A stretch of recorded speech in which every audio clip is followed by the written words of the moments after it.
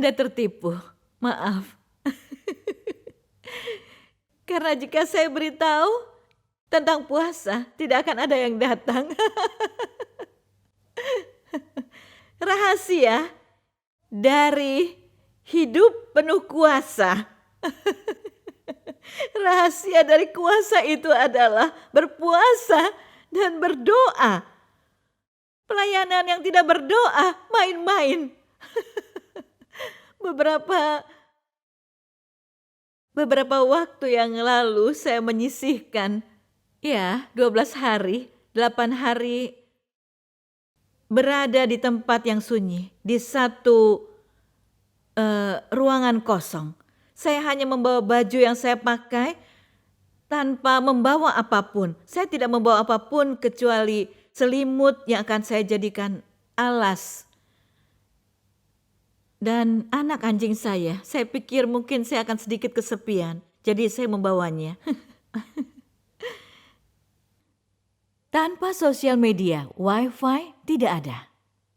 Kita tidak menyadari berapa banyak waktu yang ada. Tanpa telepon, suami saya memberikan telepon lipat untuk jaga-jaga. Teleponnya mati saat mengirim pesan padanya. Aku cinta kamu. Dan saya menggumam. Susah sekali mengetik pesan di telepon tua. Ya, menyenangkan. Saya menyetir tanpa telepon. Saya harus mencari alamat tanpa telepon. Saya tersesat karena tidak punya GPS. Saya bertanya kepada orang-orang, mereka katakan cari di telepon Anda. Anda tidak tahu telepon apa yang saya punya. Kuno. Tapi saya menikmati setiap menitnya. Saya mencatat, saya membaca firman Tuhan. Dan Tuhan berkata, ini adalah senjata rahasia. Puasa adalah senjata rahasia. Itu adalah penyembahan dari dalam sekaligus doa bersamaan. Tubuh Anda berdoa, memuji, menyembah ketika Anda berpuasa. Wow, katanya orang-orang tidak sadar kuasa dari puasa. Jika mereka mengerti, mereka akan terkejut. Wow, dan mereka akan rajin berpuasa. Tapi bagian yang paling penting adalah mengosongkan dan merendahkan diri. Mazmur 35 ayat 13 berkata, aku memakai pakaian kabung, aku menyiksa diriku dengan berpuasa. Paket apa yang kita terima hari ini? Iya, benar. Terima kasih, iya kain kabung. Hari ini saya memesan kain kabung. Suami saya membuka paket dan dia kaget. Ini kain kabung?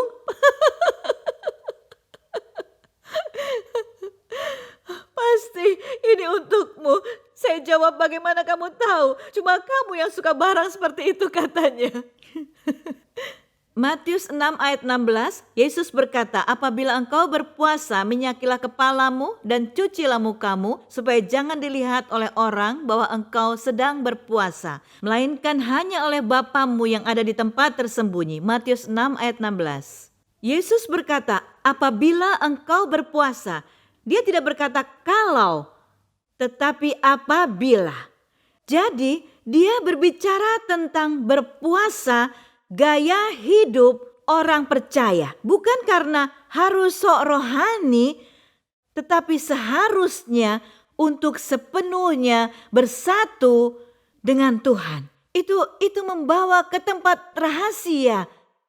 Akan dimulai dari sana dan mengaktifkan banyak hal yang akan saya ajarkan hari ini. Salah satu topik khotbah kesukaan saya adalah berpuasa.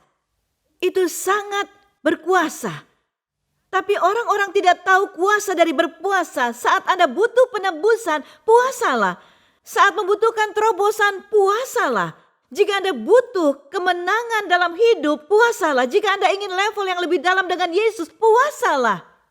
Jika Anda ingin pernikahan dipulihkan, puasalah. Jika Anda ingin keluar dari kekerasan dan tidak tahu harus berbuat apa, berpuasalah. Jika Anda berada dalam kegelapan, puasalah. Puasalah. Beberapa tahun lalu, putri saya bertahun-tahun lalu ketika dia remaja, kami menemukan hal yang dia lakukan. Dan kami sangat sedih. Salah satu pengalaman Getsemani saya. Ketika Anda memiliki anak, Anda tahu, sebagai seorang ibu, pengalaman Getsemani yang menghancurkan, merobohkan, rasanya seperti melahirkan putri saya lagi. Kita menemukan hal-hal duniawi yang dia lakukan. Dia di hadapan kami, dia bersama kami setiap hari. Jika seseorang ingin melakukan dosa, bisa saja baca Alkitab setiap hari tidak berpengaruh. Mengunjungi rumah pendeta karena anaknya adalah kawan karib. Bisa saja. Ketika kami menemukannya, setelah 3 hari 3 malam saya bingung. Bahkan minum pun saya lupa. Saya menangis sampai mata saya tidak bisa membukanya karena mata saya bengkak sampai tidak bisa dibuka. Begitu sedihnya saya. Mungkin itu adalah air mata terbanyak sepanjang hidup saya. Saya bersujud di lantai sambil menangis, terus menangis dan menangis. Setelah 3 hari, Tuhan bicara dan berkata, bangun. Aku mendengarmu, aku melihat air matamu. Aku mendengar doamu. Dia tidak akan kembali ke dunia itu lagi, tidak akan pernah. Putrimu akan melayani aku seumur hidupnya. Jangan sedih dan berduka. Bangkit ibu. Saya bangun, mencuci muka dan saya makan. Putri saya mendatangi saya karena dia melihat saya. Saya tidak memarahinya, kami tidak bicara apapun. Anda tahu apa yang kami lakukan? Kami cari tahu semuanya itu. Itu adalah kisah panjang. Kami duduk bersamanya, dia pikir kami sangat kecewa. Teganya kamu melakukan ini, kami tidak percaya kamu. Dan segala ucapan lainnya. Kami duduk bersamanya. Dan berkata, kami mau minta maaf padamu. Dia kaget, apa? Kamu jadi seperti ini. Karena kami berdua gagal. Kami minta ampun darimu. Maafkan kami karena kami gagal menjadi orang tua. Kami terlalu keras padamu. Dan kami sangat mengekangmu. Terlalu rohani dan banyak aturan. Kami meminta maaf. Maukah kamu memaafkan kami? Dia jawab, tentu seharusnya aku yang minta maaf. Tidak, kami yang harus minta maaf. Tapi mulai sekarang kami bilang, ini tanggung jawabmu. Mulai dari sekarang, kamu bertanggung jawab. Atas apapun yang kamu lakukan akan jadi tanggung jawabmu. Dan itu menjadi saat yang indah. Dia menghampiri dan berkata, Ibu, aku akan pergi ke YWAM. Aku ingin menjadi misionaris. Aku memberikan hidupku untuk Yesus Kristus. 1 bulan kemudian, dia menghubungi kami dari sana. Tapi saya seperti tidak mengerti apa yang dia katakan. Dia berkata, hidupku sudah berubah, tidak seperti dulu lagi. Sebelumnya aku hidup dalam iman ibu. Tapi sekarang aku berubah karena kuasa Yesus Kristus dan aku hidup dalam imanku. Saya katakan pada suami saya berkata saya bangga sekali. Dia lahir ke dunia dan percaya bukan karena diprogram oleh orang tua Kristen. Mengenal kekristenan. Dengar. Dan mengenal bagaimana orang Kristen bertindak dan bicara tapi tidak punya hubungan dengan Tuhan. Saya katakan terima kasih Tuhan. Ini yang saya katakan, saya memuji Tuhan karena dia lahir ke dunia dan percaya Tuhan. Karena banyak orang bertumbuh dalam rumah Kristen. Tapi tumbuh dalam iman orang tua mereka. Mereka kacau menjadi keranjang masalah hidup. Dan kembali tentang berpuasa. Tuhan menjawab doa dan puasa setiap kali saya melakukannya. Setiap kali saya datang padanya, mukjizat terjadi. Meskipun Anda berkata saya berpuasa untuk hal ini, kadang hal itu terjadi saat Anda tidak bayangkan. Ketika Anda berpuasa, berkat-berkat lain datang dari surga? Jawaban yang berbeda. Karena Anda tahu, puasa mengaktifasi. Puasa mengaktifasi rencana Tuhan, tujuan dan pentahbisan, urapan, berkat, tuntunan, kesembuhan, kejelasan, pewahyuan dalam hidup. Itu yang terjadi. Puasa sangat berkuasa. Saya ingin menjelaskan jenis-jenis puasa. Salah satunya adalah puasa penuh. Yang saya lakukan untuk putri saya.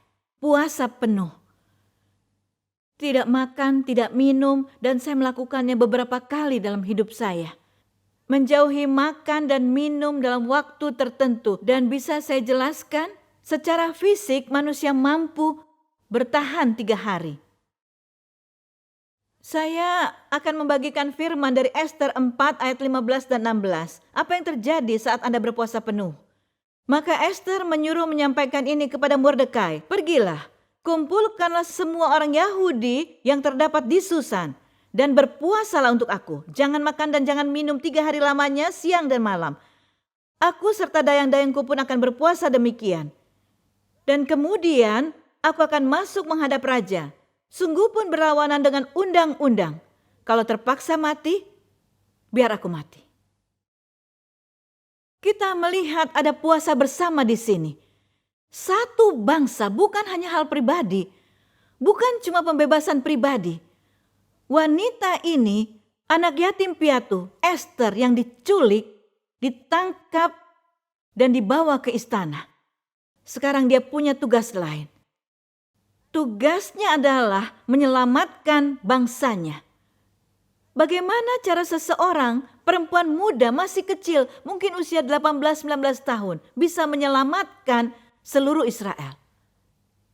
Lihat, ketika Anda menghadapi sesuatu dan berpuasa untuk hal yang lebih besar dari diri Anda menghadapi sesuatu yang di dalam dunia nyata, Anda tidak mungkin menang.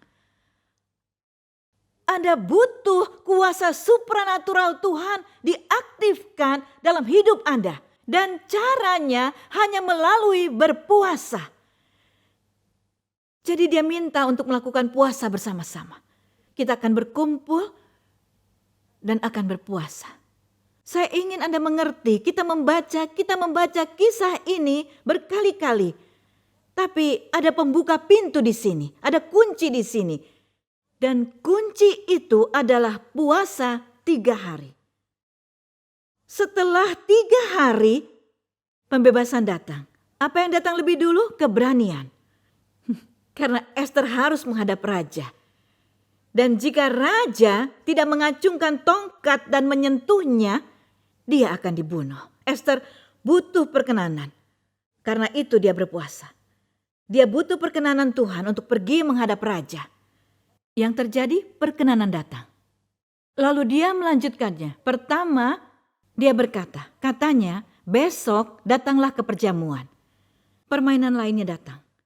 Sementara Haman mempersiapkan tiang gantungan untuk menggantung Mordekai. Dia akan menggantung orang benar di tiang itu. Iya kan? Musuh memiliki rencana. Rencana untuk membunuh dan menghancurkan seluruh bangsa Israel, bangsa Yahudi. Seluruh Yahudi dia ingin menghapuskan mereka dari dunia. Akhirnya puasa 3 hari dimulai. Anda tahu apa yang dikatakan di akhir kisah Ester? Mejanya terbalik. Meja yang terbalik. Itu yang terjadi saat berpuasa. Kita berjalan menuju gangguan dalam hidup Anda dan Anda membentur tembok tanpa jalan keluar. Mungkin itu pekerjaan Anda, karir, pernikahan, hubungan, gereja Anda, pelayanannya. Tidak berpengaruh Anda pergi ke satu arah tapi tidak bisa lebih jauh. Tapi saat Anda berpuasa, permainan berubah. Saat tidak ada jalan, Tuhan buka jalan. Kita lihat di Yunus 3 ayat 7-10, seluruh Niniwe berpuasa bersama ternak mereka. Ternak pun berpuasa. Bisa dilakukan seorang diri, bisa dilakukan bersama-sama. Anda bisa melakukannya. Sering saya melakukan itu dengan Dr. Hanisa, dengan Pastor Linda, kami berkata, oke, kita puasa. Sering kali kita saling berjanji, besok kita tidak makan, oke, besok kita bicara lagi. Dan saya melihat perbedaan dalam hidup. Puasa membawa ke level yang luar biasa. Jika tidak terjadi apa-apa setelah atau sebelum berpuasa, Anda yang berubah. Pandangan Anda berubah. Lingkungan Anda mungkin belum berubah, tapi Anda tahu semua sudah dijawab.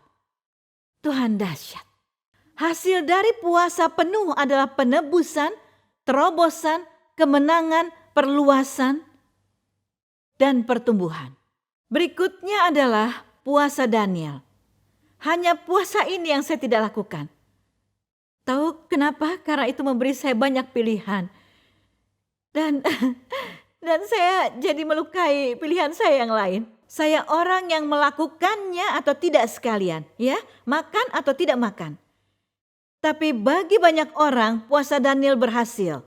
Tidak makan makanan seperti daging yang manis dan semua makanan enak. Berbagai jus, media sosial, bahkan media sosial termasuk dalam kategori ini. Tahun yang lalu saya bergurau pada seseorang. Saya katakan, tahun 2020 saya akan berpuasa sepanjang tahun 365 hari. Dia bertanya, Anda serius? Saya jawab, iya. Saya tidak makan okra atau acar selama 1 tahun. Puasa sebagian tidak cocok untuk saya. Tapi itu berhasil bagi banyak orang. Anda bisa puasa jus. Puasa jus cocok untuk saya karena saya tidak mengunyah apapun. Pada waktu itu aku Daniel berkabung 3 minggu penuh. Makanan yang sedap tidak kumakan. Daging dan anggur tidak masuk ke dalam mulutku. Dan aku tidak berurap sampai berlalu 3 minggu penuh. Daniel 10 ayat 2-3. Saya kenal seorang perempuan yang mengalami kekerasan di luar sana. Dia tidak bisa meninggalkan suaminya karena takut. Suaminya berkata, jika kamu meninggalkan rumah, aku akan membunuhmu juga anak-anak. Ketakutan itu membuatnya tidak bisa pergi. Dia tidak melakukan apapun, dia terus dipukuli untuk waktu yang lama. Dia tidak punya identitas, tidak punya harga diri, dan dia disiksa siang dan malam sampai dia melihat program saya. Di program itu saya berkata, ketika tiada jalan, Tuhan akan membuka jalan.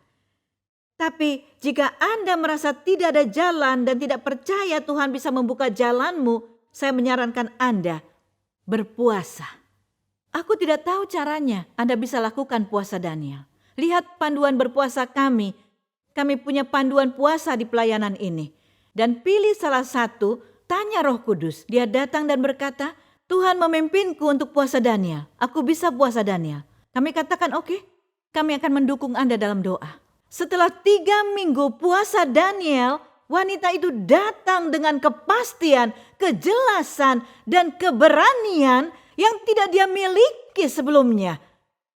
Dan dia membungkus semuanya setelah kuasa Roh Kudus yang luar biasa turun atasnya pertama kali dalam hidupnya. Dia berbahasa roh. Dia luluh oleh Roh Kudus. Dia menangis tapi bahagia.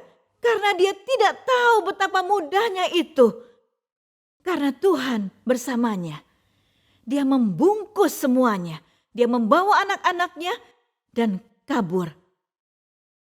Sementara dia lari, dia tidak memberitahu keluarganya. Dia tidak percaya pada mereka. Dia tidak percaya pada siapapun. Suaminya menyadari dan membawa pistol dan lainnya. Suaminya memiliki 12 istri di luar pernikahan mereka. Dia mencari bersama teman-temannya, pergi berburu, dan berhasil menangkap mereka. Mereka menangkapnya, dia sedang berjalan. Setelah 10 mil berjalan dengan anak-anak, mereka ditemukan. Tapi Anda tahu, mereka tidak melihatnya. Katanya, saya melihat suami saya dan semua pria datang dengan senjata yang lengkap ke arah kami. Dan kami mematung. Anak-anak terdiam. Lalu mereka berlari dan mereka melewati kami. Dan dia bilang, jika bukan karena Tuhan, tidak mungkin. Anda lihat, bahkan Tuhan bisa membuat Anda tidak kelihatan bagi musuh saat Anda berpuasa. Betapa luar biasanya. Dan ketika mereka berjalan tanpa makanan, tidak punya apapun, seseorang tidak dikenal datang dan memberi mereka uang sebanyak $500 bersama sebungkus makanan. Orang itu berkata, Anda mungkin tidak percaya, tapi saya punya mobil dan saya akan mengantar Anda kemanapun. Dan dia punya sepupu yang hidupnya mapan di kota lain, lalu pria ini mengantar dia dan anak-anaknya ke sana. Dia berbalik untuk berterima kasih, tapi ternyata tidak ada siapapun. Kuasa dari berpuasa. Saya ingin Anda tahu, ketika berpuasa, kuasa Tuhan yang ajaib diaktifkan dalam hidup Anda. Hasil dari puasa Daniel, pewahyuan, penjelasan, peneguhan, pertemuan, pertumbuhan rohani, kesembuhan, penebusan, dan kuasa ajaib dari Tuhan. Yang terakhir, sebenarnya ada 10 jenis puasa, tapi saya pilih 3. Dan yang terakhir adalah puasa minum. Kita lihat pengalaman Yesus. Yesus berpuasa 40 hari, begitu juga Elia. Di padang gurun, Yesus memulai pelayanannya setelah 40 hari berpuasa. Yesus ada di padang gurun. Anda tahu itulah kenapa saya katakan akan melanjutkan puasa saya, tapi saya harus mulai di tempat sunyi. Anda tahu ketika puasa, Anda harus mempersiapkan diri. Karena ketika Anda langsung berpuasa tanpa persiapan, akan menjadikan diri Anda target mudah. Puasa melemahkan kita. Anda tahu, saya tahu orang yang berpuasa selama 40 hari, tapi menonton TV setiap hari supaya waktu cepat berlalu. Dan mereka semua 100% dari mereka jatuh ke dalam pornografi dan nafsu. Walaupun mereka tidak menonton pornografi 40 hari. Karena mereka membuka jiwa mereka yang lemah ke dunia. Dan saat Anda membuka pintu, Anda tidak tahu siapa yang akan masuk. Dan musuh sudah menunggu di sana, tapi mereka tidak mengerti. Aku tahu ada setengah lusin orang, mereka tidak mengerti. Aku berpuasa 40 hari, tapi kemudian aku jatuh dalam dosa. Kenapa? Karena Anda harus bersiap. Anda perlu persiapan sebelum puasa. Anda harus membuat sekitar Anda sunyi. Jadi ketika Anda berpuasa seperti yang saya lakukan. Saya tidak menonton TV. Saya punya TV di ruangan saya, tapi saya tidak peduli. Saya tidak akan menghidupkannya. Saya tidak akan tergoda karena saya tahu untuk apa saya di sana. Jika tidak, saya akan membuang puasa saya ke tempat sampah. Saya harus bersiap sebelum berpuasa tanpa TV, tanpa hiburan. Saya harus mempersiapkan jiwa saya untuk menerima Roh Kudus. Saya jujur, saya tidak punya agenda khusus untuk puasa. Anda tahu saya berkata apa? Saya pemimpin di gereja. Jika saya memimpin orang secara roh, Tuhan harus melakukan operasi dalam diri saya. Apakah Anda pernah mendengar seorang wanita ex-muslim membangun gereja di Amerika? Isik Abla, seorang wanita ex-muslim yang menjadi evangelis, baru saja membangun gereja di Amerika. Bertahun-tahun, Isik Abla menjangkau dunia muslim dengan kasih Tuhan melalui program TV dan media sosial. Program TV Isik disiarkan di lebih dari 200 negara di 6 benua dan memiliki pengikut Facebook sebesar 7 juta orang.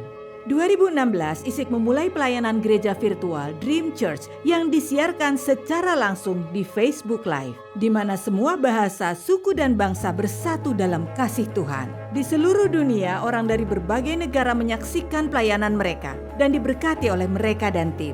Sekarang Dream Church ditayangkan di Mesir, Irak, Afghanistan, Arab Saudi, Pakistan, India, Kenya, Inggris, Jerman, Swedia, Amerika, Kanada, Amerika Latin, dan masih banyak lagi. Saat ini ISIK menerima panggilan Tuhan untuk mengembangkan Dream Church bukan hanya menjadi pelayanan online, tapi gereja sungguhan di Virginia Beach, Virginia. Tuhan mulai memanggil saya. Aku memiliki mimpi untukmu. Dan aku akan membawamu ke tempat yang tidak pernah kamu pikirkan. Seorang wanita mantan muslim membangun gereja di Amerika. Itu luar biasa. Tapi yang saya ingin tahu, visi dan mimpi untuk Dream Church ini berasal dari mana? Orang-orang mulai menulis kepada kami dari Afghanistan, Arab Saudi, dari Irak, dan berbagai negara. Mereka berkata, saya tidak terpenuhi di sini, atau saya tidak bisa ke gereja karena saya berada di lingkungan muslim yang radikal. Orang-orang berkata, ini gerejaku, ini gereja impianku. Dan kami memulainya secara virtual, lalu Tuhan memanggil saya untuk mengubah gereja virtual menjadi gereja sungguhan. Aku ingin engkau memperlengkapi umatku. Aku ingin engkau membangun tentara Allah. Aku ingin engkau memberitahu siapa mereka di mataku. Ini adalah sesuatu yang tumbuh dan sesuatu yang menyebar luas. Apa yang Tuhan mau adalah umatnya merasakan kasih. Saya suka itu, kebebasan itu. Karena saya sudah lihat beberapa ibadah online yang isinya tentang kebebasan, sukacita, cara-cara kita melihat Tuhan bergerak di gereja. Visi kami adalah memperlengkapi orang dan mengaktifasi orang. Malam ini Tuhan ingin mengungkapkan identitas kita. Karena banyak orang yang duduk di sini dengan potensi, tapi mereka kehilangan diri mereka. Lebih besar lagi, kami bergerak untuk kebangkitan rohani. Kami berdoa untuk kebangkitan dan kebangunan rohani. Apa mimpi Anda untuk Dream Church? Mimpi saya adalah semua orang hadir dan merasakan kasih Tuhan.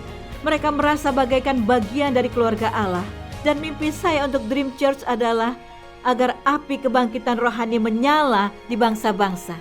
Saya perkatakan, malam ini bersama Dream Church, mimpi Anda akan terpenuhi dalam nama Yesus Kristus. Saya perkatakan malam hari ini, Anda tidak akan menjadi yang terbawah. Anda tidak akan menjadi kedua terbaik. Anda harus tahu bahwa Anda adalah pilihan utama Tuhan.